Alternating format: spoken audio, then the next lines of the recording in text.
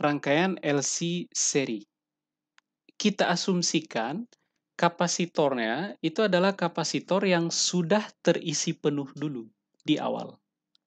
Maka di dalam kapasitor ada energi elektrik yang kemudian ketika disambungkan dengan induktor, energi elektrik ini akan disuplai ke induktor dan dikonversi menjadi energi magnetik.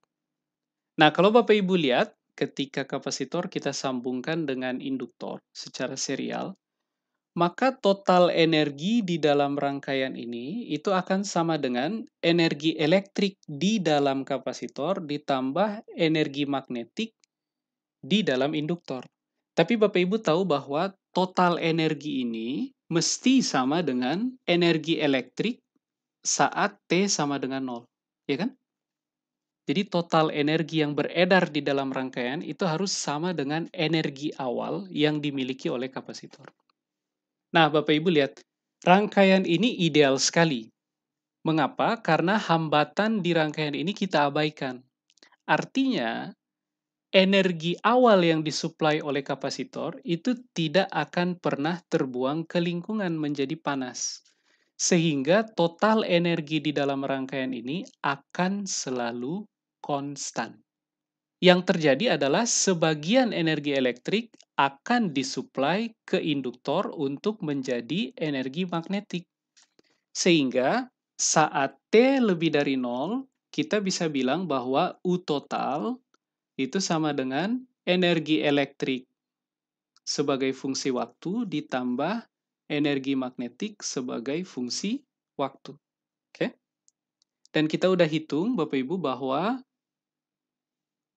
energi elektrik ini adalah setengah Q kuadrat per C, sementara energi magnetik ini setengah Li kuadrat.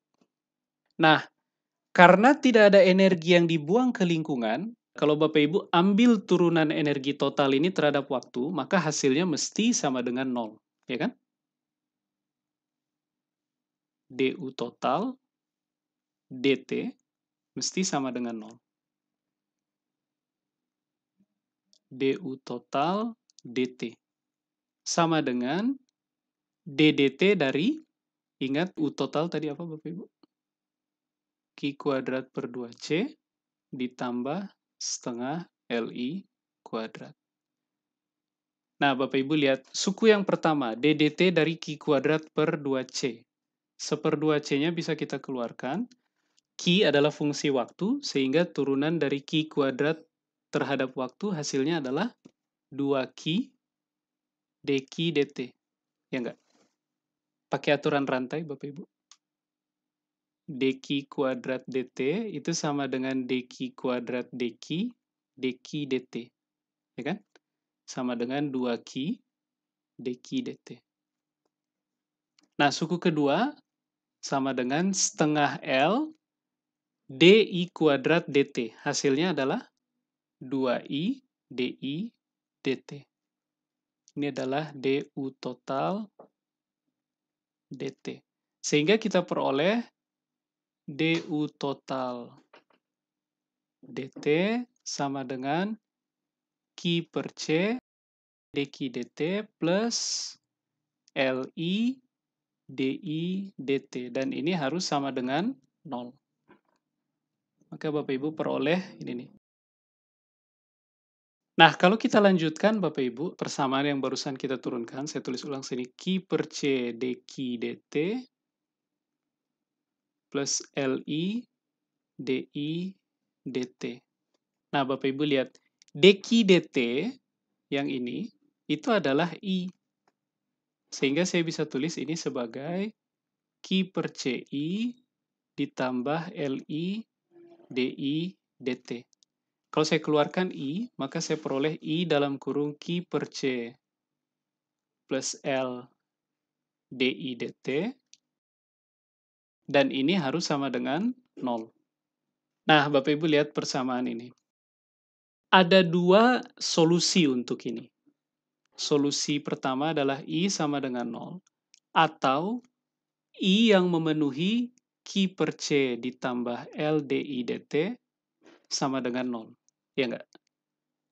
Nah, tapi solusi yang pertama itu tidak menjadi interest kita. Solusi yang pertama menggambarkan bahwa tidak terjadi apa-apa. Sehingga ini tidak menjadi interest kita karena secara fisis toh terjadi transfer energi. Berarti ada arus yang mengalir di rangkaian ini. Sehingga yang kita gunakan adalah kriteria ini untuk mencari solusi. Q per C plus L dI dt sama dengan 0. Ini yang kita gunakan.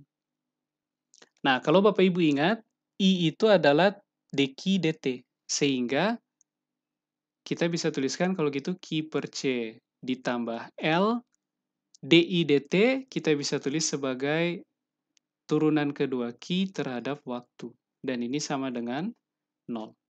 Atau kalau Bapak Ibu bagi kedua ruas dengan L, maka Bapak Ibu peroleh Q per LC ditambah L per L. Dan L per L ini sama dengan 1. Jadi Bapak Ibu peroleh persamaan yang saya kotakkan merah di bawah ini. Nah, Bapak Ibu lihat, pernah berkenalan nggak dengan persamaan yang bentuknya seperti ini? Ada turunan kedua terhadap waktu dari satu fungsi, ditambah konstanta dikali fungsi itu sendiri sama dengan 0.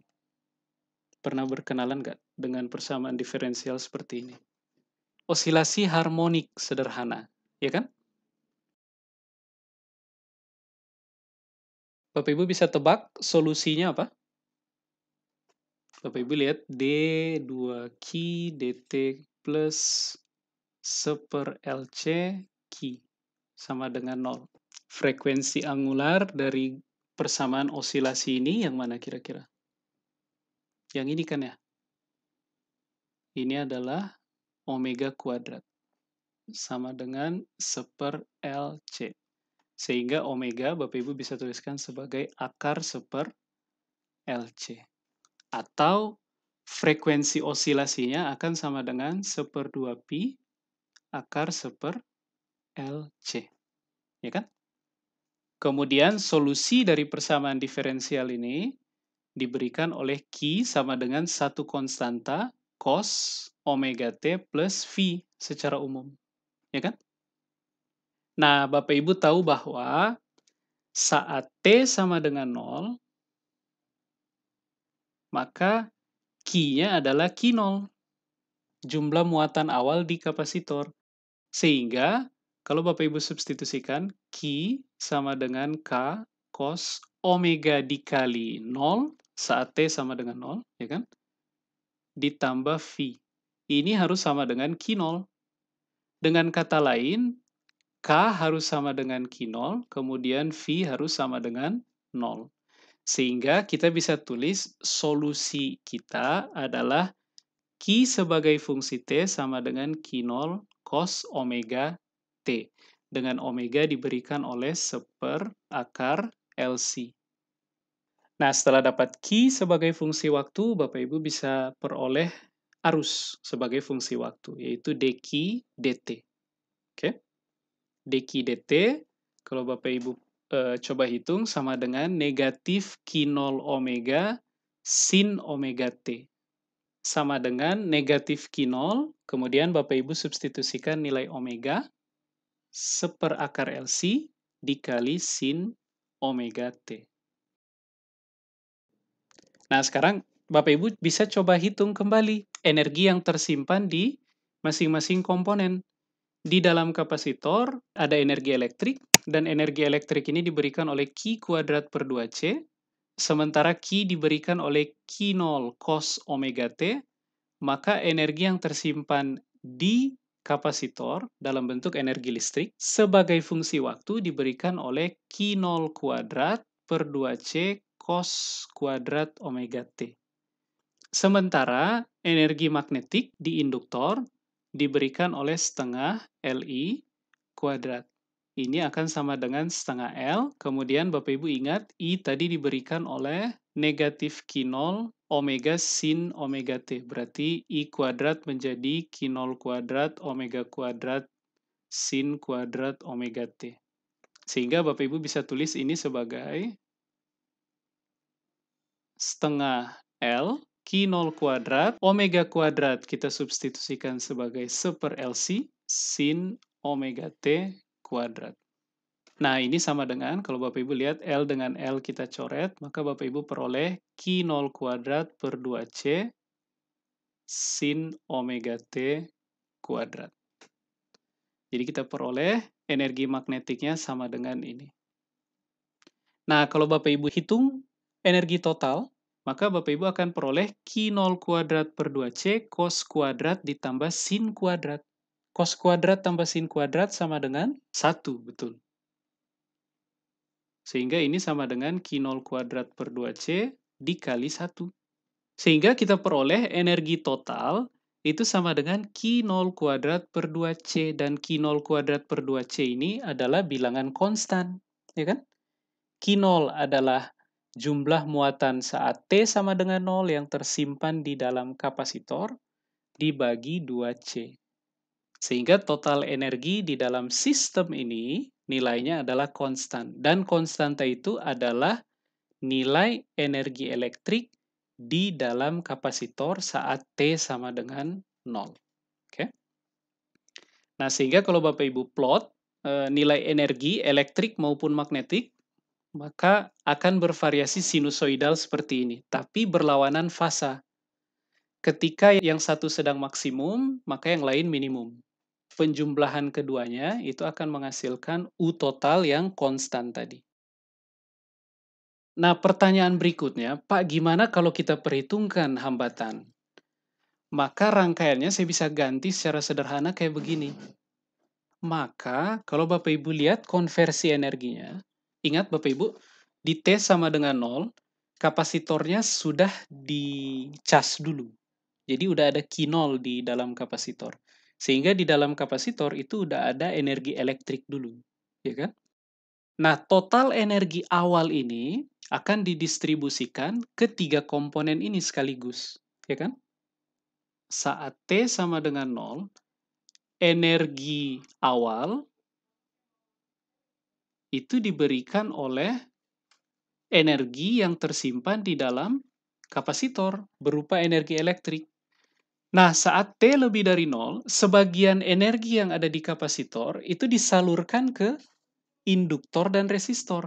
Sehingga energi total di dalam rangkaian untuk T lebih dari 0 akan sama dengan, sorry ini saya tulis UE T sama dengan 0.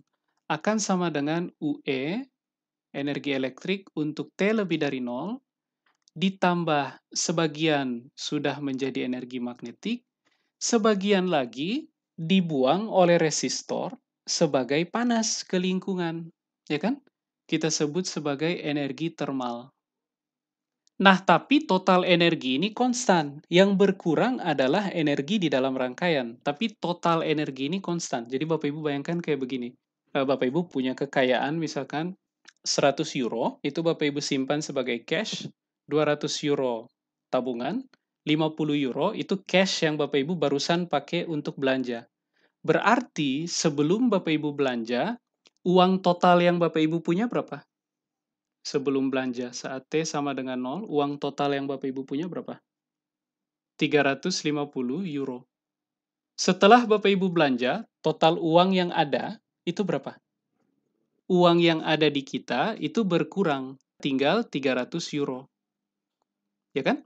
Tapi total uang yang beredar itu tetap sama, tetap 350 euro.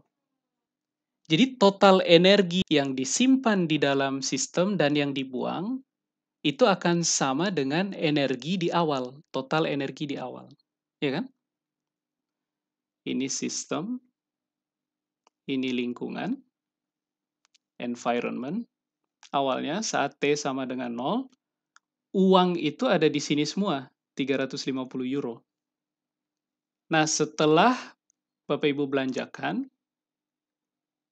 ini sistem, ini environment, yang di sistem tinggal 300 euro, yang di environment ada 50 euro. Tapi total duit yang beredar tetap sama, 350. Ya kan?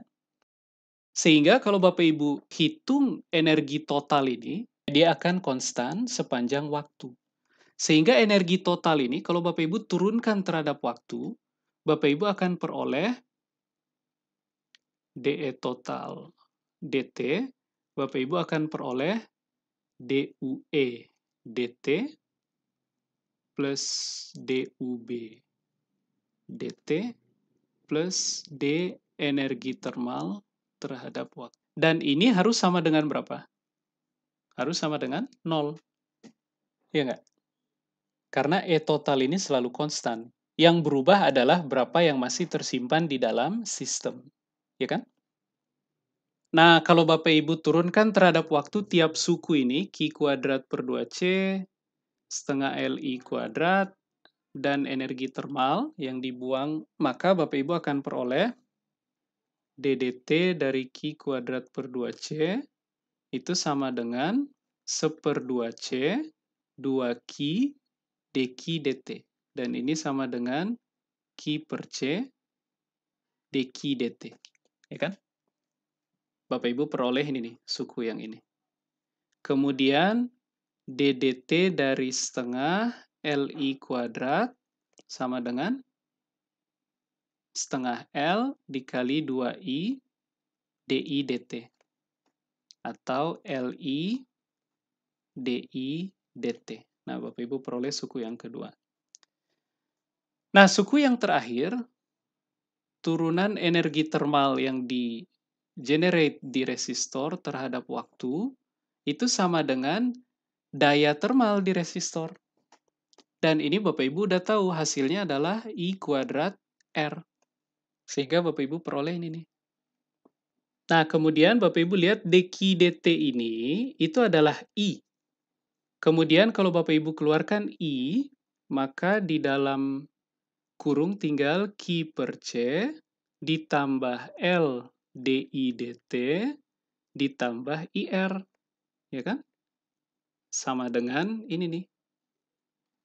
Nah, sama seperti bahasan sebelumnya Bapak Ibu, kita nggak tertarik dengan solusi I sama dengan 0.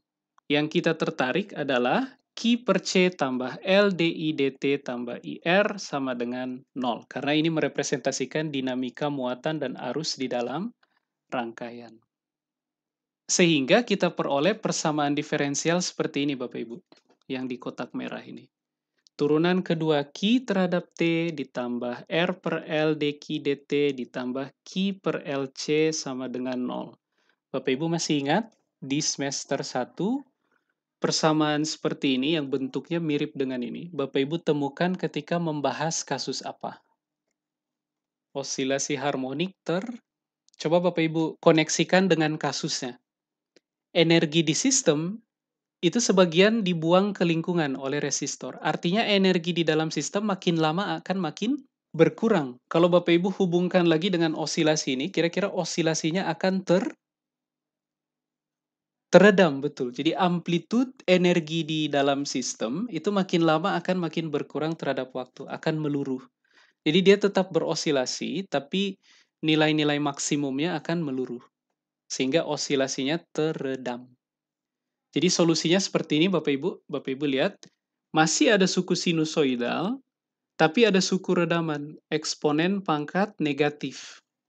Nah, gara-gara ada redaman ini, frekuensi berubah juga. Oke? Frekuensinya sekarang saya sebut sebagai omega D. Dan omega D ini diberikan oleh frekuensi sistem tanpa redaman kuadrat dikurangi R kuadrat per 4L kuadrat. Dengan omega ini adalah 1/4 akar LC tadi, frekuensi tanpa redaman.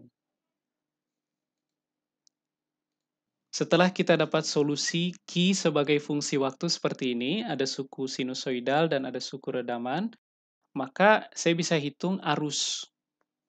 Arusnya Bapak Ibu tinggal peroleh lewat dQ dt. Maka Bapak Ibu akan peroleh ekspresi yang ini nih.